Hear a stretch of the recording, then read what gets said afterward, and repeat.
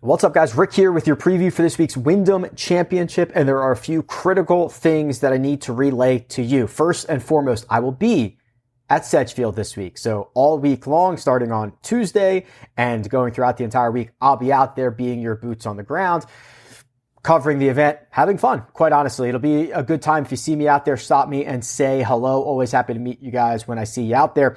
I'm starting to get concerned because I'm not prepared for this. And I mean that from a weather standpoint. Tropical Storm Debbie is getting after it right now. And I don't usually talk about weather on a Monday. Usually save that for the Wednesday live chat, but let me show you what's going on here. And I certainly do not claim to know what I'm talking about here, about any of this meteorology stuff. But Tropical Storm Debbie, as I record right now on Monday, has made landfall in Florida, and there's an expectation of heavy winds, heavy rain throughout the entire southeast of the United States. Greensboro, if you're watching on YouTube, and you can see my cursor, is about central northern North Carolina. So very much in this cone of uncertainty. That is a phrase that I never thought I would say on this channel. And obviously a lot of this depends on the direction the storm goes, how it reacts when it hits landfall, right? There's there's literally probably infinite different outcomes for what's happening here. But Greensboro and Sedgefield Country Club very much in the path of this storm. I actually don't know if I should even be going to this. I'm going to do it, and I'll just risk, getting in, getting out, and see what happens. Here's the early weather forecast. And you're starting to see Tuesday, scattered thunderstorms. Wednesday, showers. Thursday, rain. Friday, rain. Saturday, AM showers. Thursday and Friday look to be the worst of it. That looks to be almost a guarantee that it's going to rain, and winds anywhere from 16 to 18 sustained, and I've seen gusts to 30 and 40 miles an hour. Depending on the model that you're looking at, and all of this is changing all the time, that's going to show you, this model showing you might get 45 mile an hour winds on Friday in the region that Greensboro is in. So I honestly think there's a really good chance I think there's almost a guarantee there's a lot of starting and stopping. I think there's an outside chance that this gets shortened in some respect.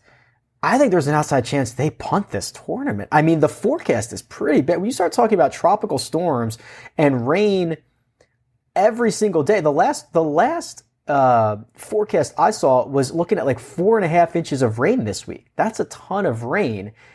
To try to get a full field in, I'm dubious. Now, Sunday through the rest of the week after that looks beautiful, but we got to go to Memphis. We got things to do. Now, it is the final playoff event, the final regular season event before the playoffs, so they're going to do anything they can to get this golf tournament in.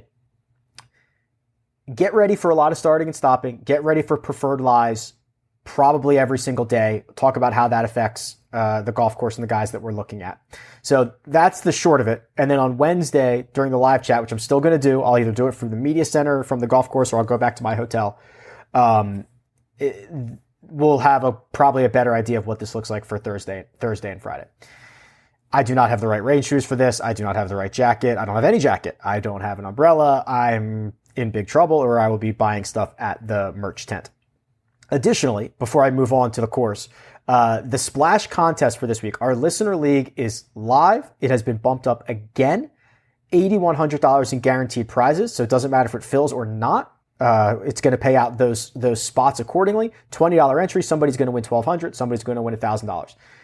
What is really nice about this is I talked with the guys at Splash, what we have done starting this week is we are dropping your lowest score. So you pick 6 golfers, 1 from each tier. Your lowest score bounces out. I know that at least for me, that has been a point of frustration. I think for the Open Championship, we did it where it was a drop your lowest score, and I thought that worked beautifully. So that's what we're going to do for the foreseeable future. Go get in that. Link is in the description. It's already a third full, and this is the first time that I have acknowledged it. So go check that out. And now they are legal. They're legal in 40 some odd states, DC, and now in Canada, everywhere but Quebec. Okay. Let's go over to the course key stats page. Everything you see from here on out will probably be from my website, RickRunGood.com. It's a giant website for golf data and fantasy golf, golf betting, golf data in general. Sedgefield Country Club. What you'll notice right out of the gate is this is already a golf course that really lends itself to accuracy off the tee, keeping it inside the trees, not getting into the thick rough. It ranks 8th in driving accuracy on the PGA Tour, which means there's only 7 other courses in which driving accuracy is more important. Does not correlate to success in terms of driving distance. Doesn't mean it's not important, but doesn't correlate very highly. Doesn't even super correlate in approach play or putting or kind of all these other things. It's basically driving accuracy. It's strokes gained total. The secondary stats. So those are the big stats that are really good at proving, proving out models and stuff. But when you start looking at the other stats on the left-hand side, distance from edge of fairway, number 1. That means there is no other course on the PGA Tour schedule in which the stat distance from edge of fairway more closely correlates to success than at Sedgefield Country Club. That's what that means. Right rough tendency, consecutive birdies and eagles, consecutive fairways hit, round 4 scoring average, par 3 birdies, driving accuracy. So all by themselves, those are all pretty wonky stats, right? Right rough tendency by itself, who cares? But you're seeing distance from edge of fairway, right rough tendency, consecutive fairways hit, driving accuracy, all of them highly correlated to success. That's hard to say. So we are looking for accurate drivers of the golf ball. And then even on top of that, if they do play preferred lies, and I cannot imagine a scenario in which they do not, it will make the fairways effectively wider. You won't be able to kind of run through it because they'll be softer and more receptive. But that style of golf where you can pick up your ball, clean it, and put it back down, it helps 2 types of golfers. Accurate players, because they're going to play out of the fairway and they're going to be able to pick up their ball, which is a massive advantage over those who do not hit the fairway. And then great ball strikers, guys that if you give them a perfect lie, they get to put it down. They know their number. In soft conditions, they take aim. So that's what we're going to look for. Accurate drivers, approach players, birdie makers. We're going to get into bonus putting. We're going to get into all that. If you look at, the hole by hole scoring, you'll see got to make your hay on the par 5s. There's a couple of difficult par 4s, especially on the second 9. A lot of the front 9 outside of number 5 and then right around the turn plays very close to even par. So there's not a ton of scoring opportunities early, and then the second 9 actually gets harder. So you do have to take advantage of those easy holes. And then if you take all of that information from above and you look at what types, take every golfer for their last, I've got the 32 rounds pumping in here, and give it a second. It might take a second to update because I'm on my laptop. Who gets the best adjusted fit? Sung J M, Aaron Rai, Davis Thompson, Robert McIntyre, Patrick Fishburne. Yeah, we're going to talk about probably all of those guys. If you go down here, you'll see the average drive does not have to be deep here. You see a lot of holes, especially early on the front 9. The average drive 260, 270, doesn't necessarily have to be driver. You're not getting a huge reward for hitting it farther than your peers. You are getting a big penalty for missing that fairway. So it is a really interesting course, a fun challenge at the end of the regular season. Let's jump over to the cheat sheet here. And here we go. We've got 4 golfers in that $10,000 range: Sung J M, Shane Lowry, Billy Horschel, and Siwoo Kim. Now, we only saw of those 4, Shane Lowry at the Olympics. And we can dive into what his week looked like. We can actually probably just dive into all of these guys because they're worth the conversation when they're this expensive. And these are guys that are not usually this expensive. So here's Shane Lowry's profile, and his week at the Olympics was fine. He finished T26 out of a field of 60. He gained on approach a little bit. He gained around the green. He lost a little bit with the putter. Kind of played himself out of it early. Lost a stroke each of the first 2 rounds. Had an awesome Saturday, and then lost another stroke on Sunday. I'm pretty bullish on Shane Lowry for this week. I want to see what the industry does with him. I think there'll be a lot of love for Sung Jae. I think there'll be a lot of love for Siwoo. You could get down into the 9K range. We'll talk about that in a second. Not sure what people are going to do with Shane Lowry. And I think that he has put together a much better statistical profile than most people would realize as of late, turning into a really good second shot player. If you look at his stats for the year, very accurate off the tee, top 10 in driving accuracy, That's going to come into play this week. We know that he can get hot with the putter. He's put up some historically great putting performances this year. Really interested to see how the industry handles Shane Lowry. Most, I suspect, will go to Sungjae, and that is well warranted, right? He is back to being that kind of elite tee to green player, the great putter. He's picked up at least 2 strokes putting in each of his last 4 starts. Did not play the Olympics, so if you want to say that that's a burden to go from, Shane Lowry probably went Troon, probably went home. Maybe actually his trip might not have been that bad, quite frankly, because he probably didn't come back to America. But there are some guys who probably did the Open, went back home, or went to Paris and are now having to come back. So there's just been a lot of travel the last couple of weeks. Sungjae did not play the Olympics. The last time we saw him was the Open Championship, and he's putting together a lot of really great results. So if you can get access to Sungjae, I think it's well worth it. He's got just 10 top 12 finishes in his last 12 starts, something like that. He's been absolutely spectacular. The other 2 in this range, I want to see what happens with Billy Horschel. I'm probably more bullish than most. I was big out on Billy. Billy played great at the Open and finished runner-up, and then he was scheduled to play the 3M. And I was like, fade. There's no way, emotional, I'm out. Well, he didn't even have to, I didn't have to be wrong on that. I didn't have to be right on that. He withdrew. He said he was, I think he got a little illness. He wasn't feeling great. He withdrew. So he did not play the 3M Open. So now we've got probably a well-rested, reset Billy Horschel, who is in the midst of one of the better years of his career. And this dates back to really the Honda Classic, or the Cognizant it's now called. T9 there, T12 at Valspar, T7 at Houston. He wins the Punta Cana championship, has a great major championship season, T8, T41, and a runner-up finish everywhere but the Masters. Didn't qualify for the Masters this year. So I'm right back at this. I think now we can deal with the ebbs and flows of Billy Horschel's results and timing and schedule and say that this is probably time for a little bit of a flow. Siwoo Kim. So before I show you Siwoo Kim, what I'm actually going to do is I'm going to take you to the Holy Grail. I'm going to take you over to this tab called Course Horses. And we are going to type in, let's see here, everybody in the Wyndham Championship field who has played at Sedgefield for a minimum of, let's just do 24 rounds. It's a lot of rounds. Here's Siwoo Kim gaining 1 stroke per round and 1.5 strokes per round from tee to green in his 28 career rounds at Sedgefield. There are only 5 or 6 guys who are better than that, and only 1 or 2 that are significantly better. Billy Horschel, speak of the devil, is 42 rounds into his Sedgefield Country Club career, 1.56 strokes gained per round. Webb Simpson, the best, biggest sample, best strokes gained. Quite honestly, he's like semi-retired now. It hasn't been great. And then you get some guys who are at the back end of their career, right? Kevin Kisner, Zach Johnson, Ryan Moore. So in terms of competitiveness, the 2 guys that are currently most competitive, who have the best records at Sedgefield, are Siwoo Kim and Billy Horschel. So that's why you're seeing that's why you're seeing Siwoo be in the $10,000 range. He just flushes it around here. Hasn't lost strokes on approach since 2018, and he won this in 2016. He gained 15 strokes ball striking. The putter's been really a problem in his last 2 trips.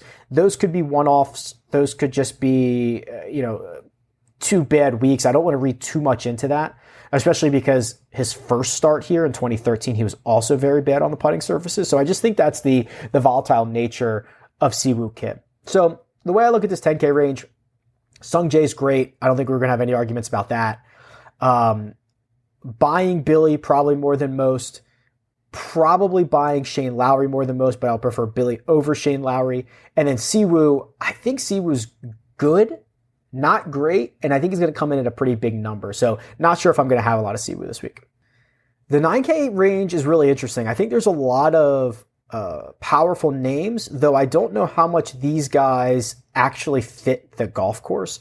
Cam Young, has proven that he can play at a lot of different golf courses. We've seen him find success at Harbour Town. We've seen him find success just at a lot of places that aren't necessarily bomb and gouge. And I do like what he is up to. I still have a problem with the putter. If I can get a 0 putting week out of him, like he did at the Rocket Mortgage, like he did at the Travelers, I'm thrilled with that. But there is a chance that he loses 3, 4, 5, 6 strokes putting like he has in 3 of his last 5. So kind of just maybe a 5 out of 10, 6 out of 10 in terms of excitement on Cam Young. Jordan Spieth, a guy I probably need to see more of. Brian Harman has low-key probably been better than you think. Of the golfers in this 9K range over the last 36 rounds, he's been the second best golfer in this range. He's gaining about 0.8 of a stroke per round, and that includes a T60 in his title defense at the Open, which you can kind of just throw out the window. Before that, he was routinely gaining 4, 5, 6, 7 strokes to the field. He was putting up top 25s. They were bleeding into top 10 finishes. You were starting to see that game come back. I still have an issue about the putter, a big issue, because when Brian Harman's going well, he should be one of the best putters in the world. And we're not always seeing that at the moment. If you look at his history around here, started off really turbulent, right? He missed 5 out of his first 6 cuts, but the one that he didn't miss was a T3. Then he started to get a little bit better. T6, T27, missed cut, T71. It's not super inspiring. So because I think there's still some leaks to plug and the lack of inspiring recent form, or excuse me, history, I think that even though Brian Harman's been statistically better than you think, I still am probably not quite there yet. Davis Thompson. I have spent so much time talking about Davis Thompson. It has worked out, and I am going to continue to talk about him. We all saw the win coming. I'm not even going to pat myself on the back for that. We all saw it. He was building towards it. He was one of the best tee to green players in the world. He went 9th, 2nd, win. We knew that was coming. Then he has to go immediately to Scotland, and he makes both cuts there, which is a very tough task. Now he gets a kind of a little mini reset here.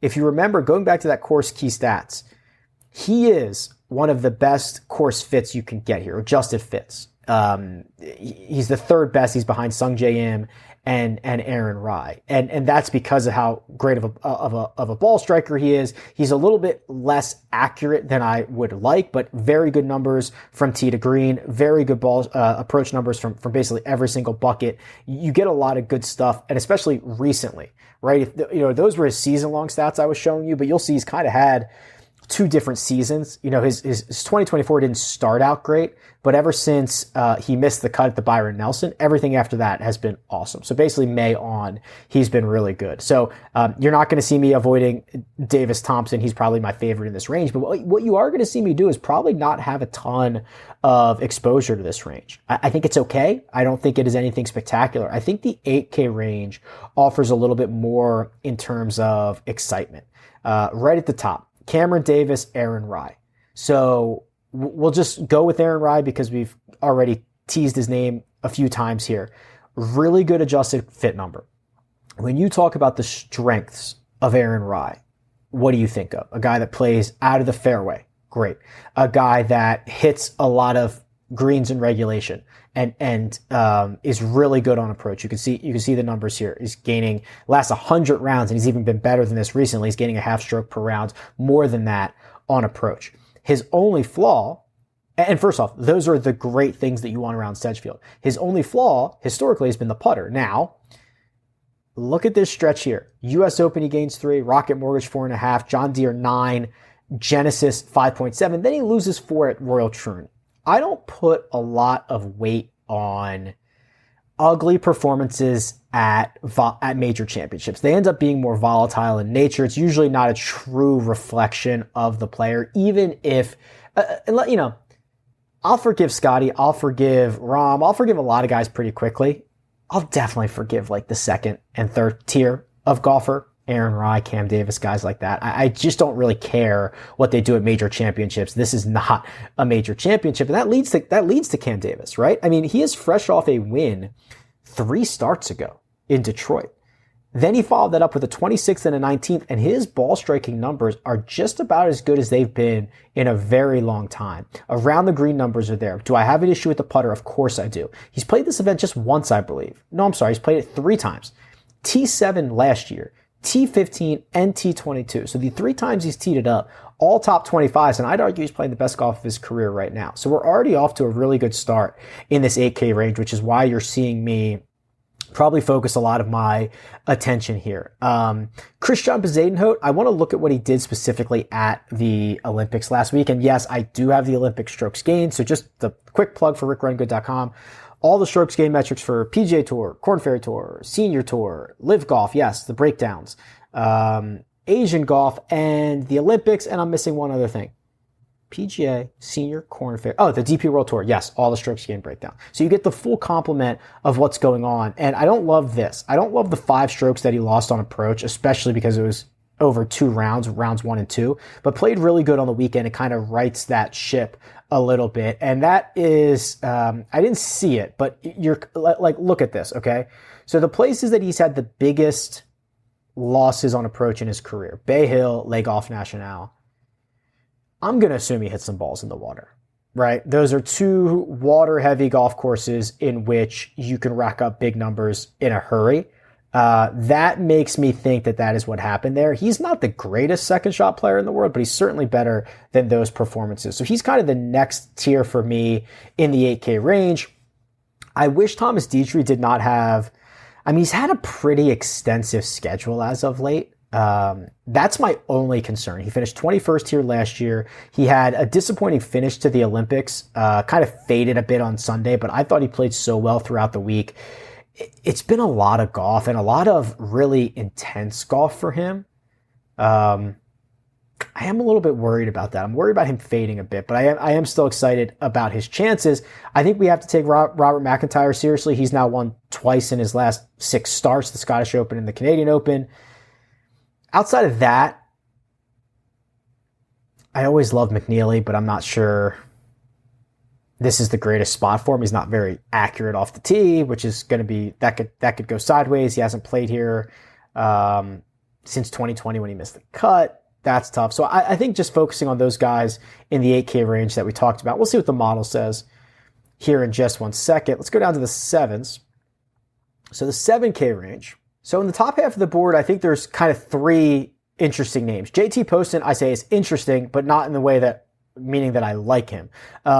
His record at Sedgefield is very good. He won in 2019. The last 2 years, he's got a 21st and a 7th. He's got some missed cuts in there too as well.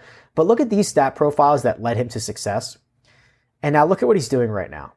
Just an absolute shell of himself. Losing off the tee. He's no longer accurate off the tee. Losing on approach. Still can putt it well sometimes, but he is just punting everywhere. And it is so far away from his DNA, his baseline, that I'm not even sure the course history could make up for it. If you think that he can flip a switch, great. Don't shoot the messenger. But Eric Cole, I think, is breaking out of this slump. And it's been a long slump. It's been basically the Players' Championship till Rocket Mortgage. Yeah, it was like, well, I guess it's only 3 months, but he plays so much if it was a lot of tournaments. It was a miserable 3 months. However, he gains across the board at the Rocket Mortgage. He gains across the board at the John Deere Classic. He makes the cut at both the Scottish Open and the Open Championship while being better on approach and being better with the putter, which are the 2 things that he does well. So it's starting to look not only better, but it's starting to look more like his own 100-round baseline. So I hate to say it because I think it could end in disaster, but I like Eric Cole this week. Max Grazerman. I'm assuming you've been paying attention. We talked about him a lot for the 3M Open. Look at his last 6 starts here.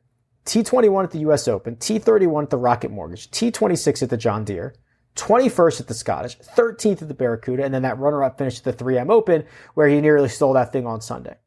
And the way that he does it is really impressive. So those last 4, he's gained at least 3 strokes from tee to green in all of them. He has gained with the putter every event except for one, dating back to the Valero Texas Open. That was in April. This is a golfer who now in his first full-time season seems to be finding his path, finding his footing, understanding, learning the PGA Tour, playing with a lot of confidence right now. He's $7,600. The bottom of the 7K range also has some interesting options. We'll start with Steven Yeager. I said last week, I just had a hunch on this guy. And he finished T26, so it's not like it was anything special. It was barely above average. He was $6,900. He played unbelievable on Friday. That's, he gained 6 strokes that day. He lost a little bit every other day. You see the good stuff. And I heard his post-round interviews, and he seemed like he was, I don't know. These guys tell you stuff, right? It's like coach speak. They say, oh, I'm close. I found it, blah, blah, blah. I got unlucky, this, that, and the other thing. I just thought it was positive. I thought it was positive. I think he is so much better than a lot of these other guys in the $7,500 range. He's losing strokes with the putter at a rate that we've never seen before. The positive is that he's finished T14 and T13 in each of his last 2 trips here, and he's gained 4.5 strokes putting between those 8 rounds. So I'm again trying to be early on Steven Jaeger, right? I'm gonna probably be early on Jaeger. I'm probably gonna be late on Victor Hovland. He's not in this field, but just for perspective, and it's not a huge risk at $7,500. Patrick Fishburne showed up earlier because of the course fit. Shows up in a lot of really good power ranking things because he's been very good. So since the Wichita Open, which was a Korn Ferry Tour event in mid-June, finished 17th there, got a start at the Rocket Mortgage, finished top T25, missed the cut at the John Deere on the number, or one off the number. It wasn't horrible. 15th at the ISCO, 3rd at the Barracuda, T6 at the 3M Open, and he's putting the lights out. And he's flushing it, quite honestly. What he did at the Barracuda was 8.5 strokes ball striking, 6 with the putter. The 3M Open was 5.5 ball striking, 4 with the putter. Huge, huge upside. I do think that he brings a bit of insecurity as well. I think a little bit more of secure of an option is Andrew Novak, who just continues to be back into form. He has 4 top 25s in his last 6 starts. The only one he didn't finish inside the top 25 was the Scottish Open. This dude is like a PGA Tour regular event star, right? He just kind of prints. And I think he's probably the next guy. Davis Thompson was on that short list. I think Andrew Novak might be the next one who ends up breaking through. And then you could probably convince me on Michael Thorbjornsen, or Mac Meisner's back in the field. I'm not going to beat him up for a T59 at the 3M Open. He's been great.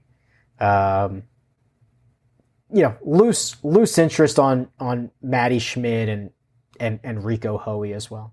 The 6K range, Ben Coles, if you see this, very accurate off the tee, lots of greens in regulation, very short off the tee. Does not matter here, right? So and he putts well. So I bet you when we model like accuracy and approach and then bonus putting or something like that, bet you Ben Coles shows up pretty well. He's $6,900, and that would be the type of golfer that should find success this week. Pearson Coody off that runner-up at the ISCO. I was a buyer at the 3M. He made the cut. He finished like dead last after that. It wasn't the worst thing in the world. I hate how he sprays it off the tee, but he is very good at golf. He should not be $6,900. He should be more expensive than that. There are 2 guys who are just starting to show signs of life again. Justin Suh is $6,700. He's got a T19 and a T11, and they're way better profiles. He usually does a lot of his damage with the putter, but he got into a slump where he was just hemorrhaging from tee to green. He's starting to plug that up right now. He's gained in each of his last 2 from tee to green. And then Chad Ramey, Chad Ramey is accurate off the tee, can hit a lot of greens, has gained at least 3 strokes from tee to green in each of his last 3 starts. That includes a 13th and a 24th in his last 2. Those 2 guys that are leaving breadcrumbs of starting to play a lot better. That's where I mostly end the list. Could I take a flyer on Vince Whaley or Sam Ryder or Alejandro Tosti? Sure, I could, but it's not going to be any significant amount of exposure. I think that there are enough guys in that upper 7K range that keep me interested. What does the custom model say? So here's the custom model, RickRunGood.com. You can plug in anything you want here. So I promised, so the way that we're going to do this is we are going to do, let's start with driving, and we are going to do driving accuracy for 25. We are going to do strokes gained approach last 36 for 25. We are going to do bonus putting for 25. We are going to do course history because it's pretty sticky for 13, which leaves us with 12 to do.